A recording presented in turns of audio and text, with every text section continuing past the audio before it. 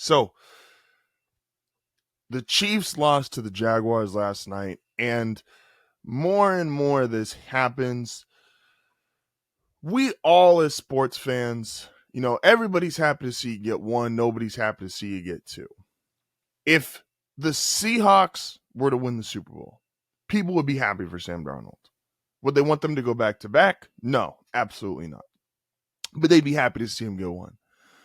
Baker Mayfield and the Bucs, if they were to win, we'd be happy to see Baker get one. Wouldn't want him to go back to back because we want our team to start winning.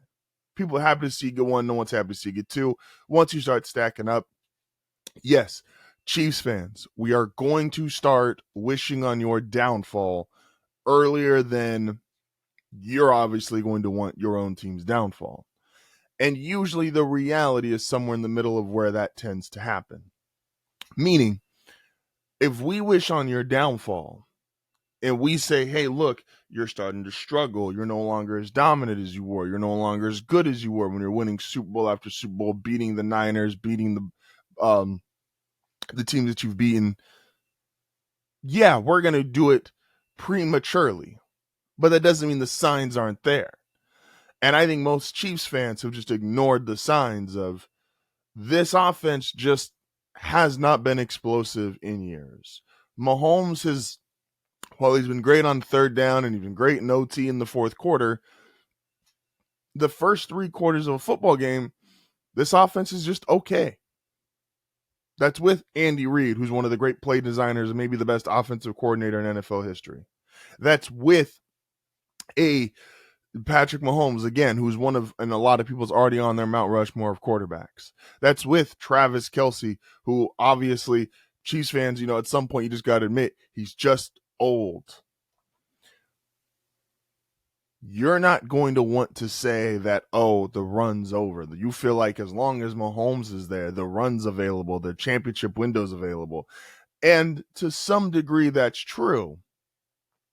But there's also the reality of, what if this defense, which is really good, but it's no longer game-winning good?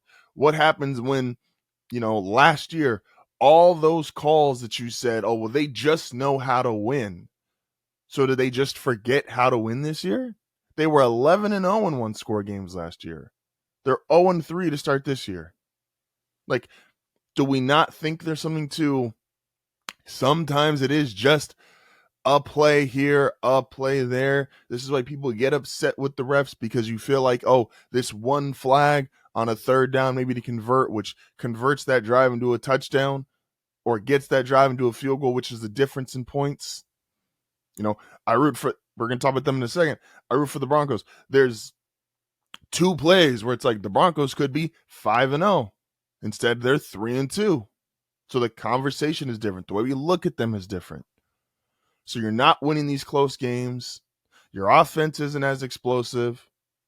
Like, at what point are Chiefs fans going to say, hey, this is no longer a part of the dynastic team that they've been accustomed to, that they got used to? This is not the same team that's winning Super Bowls left and right. This is not the same team that's beating everybody up. Like, we at some point just have to go, hey, this is a different version of the Kansas City Chiefs. And this is why I've said since the beginning of the season, really since even last year, when it was like Mahomes, to the people that are like, Mahomes is already caught up to Brady. He's already past Brady. Brady has multiple runs.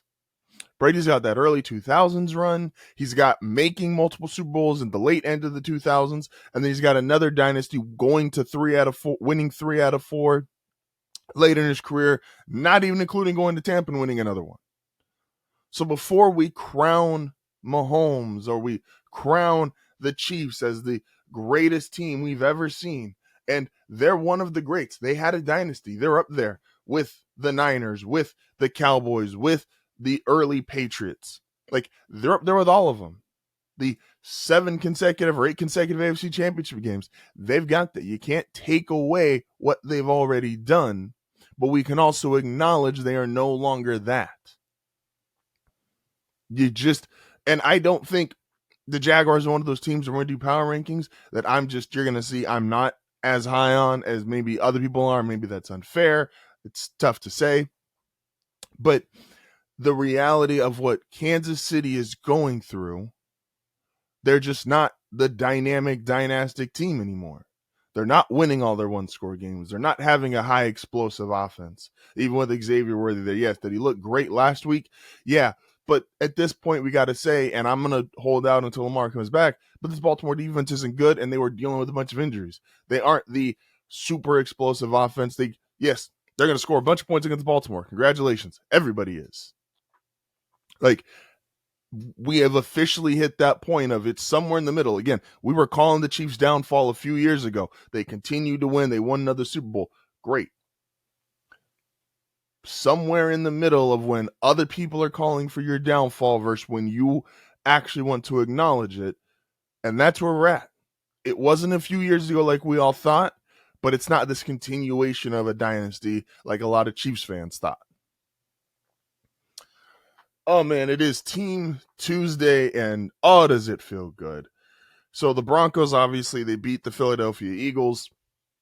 And look, man, the reason why, again, and I don't want to start Bo Nix arguments because Bo has become a polarizing person to discuss because we either think he's great, which I'm not quite there, or people think he's absolutely terrible, worst quarterback in the league. I'm also not there.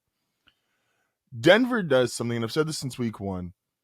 The reason why I truly believe this is a great team is because they do the typical great team things. And I'm not just talking about, playing well or winning games, but it's how they do it. When you're a great team, I always call it off the bus teams. You just get off the bus and the other team looks at you and goes, damn, they got guys.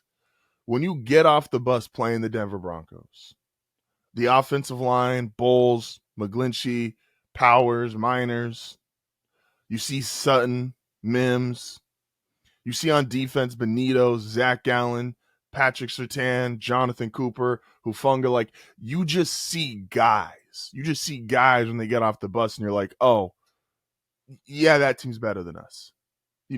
We're going to compete, we're going to play, but that team just has guys. Can you win games when you don't play well? Week 1 against Tennessee. Did not play well, kept turning the ball over, and Tennessee obviously is 1-4, but that's a game Tennessee wins. Arizona did the same thing Denver did in week 1. Arizona did turn the ball over multiple times, tried to give the game to Tennessee. Arizona is not as good as the Broncos, so they did everything they could to give that game away, and they did give that game away. Are you able to compete with the other great teams? Who dominated the line of scrimmage? It wasn't the Eagles and Jalen Carter and that great offensive line. The Broncos dominated the line of scrimmage. Who's the best player on the field? Benito, Surtain, when it came to Surtain, A.J. Brown. Like, Denver has all the qualities of what great teams do. Again, Denver hadn't trailed in this fourth quarter the entire season until that Philadelphia game, and they made a comeback, win. They're down 17-3, win that game. And your coach, say what you want about Bo. It doesn't really matter if I think Bo Nix is a great quarterback. It doesn't really matter if you think Bo Nix is a great quarterback. The only person it really matters is that Sean Payton thinks Bo Nix is a great quarterback. So that 2-point conversion, which weirdly has been covered in this very odd way. People are like, well, I don't know why he went for 2. That wasn't the smart decision. If he doesn't go for 2 and then get the following field goal, Philly gets to kick a field goal at the end of that fourth quarter, and then who knows what happens going into overtime. Sean has confidence in this team, confidence in this quarterback. And Sean, yes, and Broncos fans, you guys are a little insufferable too. There is about 4 or 5 play calls a game that Sean Payton and people, this is what people don't like about Sean. There's about 4 or 5 play calls a game where it's, let me show you I've got a guy. Let me show you Bo is exactly who I think he is. And they're a little frustrating to see, and they're a little frustrating to go through in real time. But the reality is they're exactly what somebody like Bo Nix needs, which is that extra bit of confidence from his head coach that, hey, I have the guy. I believe in you. This is a play call to set up a play call. This is a play call to set up your confidence, because I need you at full confidence when it comes time for the fourth quarter, when it comes time to make a 2-point conversion, when it comes time to throw to Cortland Sutton on 3rd and 15. So, again, what the Broncos did, this is 1,000%. We were early on the demise of the Chiefs, and Denver's best team in that division. The Chargers are falling apart. It's unfortunate. It's a lot of injuries, but the Chargers are falling apart. The Chiefs are no longer who they once were. They're about to play the Lions. I think that game is going to get ugly. And a 2-4 Chiefs team. I think the Broncos are, fingers crossed, don't embarrass me, about to go to the Jets. They're about to reel off a bunch of wins. Should be 5-2, 6-2. This is Denver's year, man. I mean, if you want to be a part of one of the coolest and most unique communities, don't forget to like and subscribe.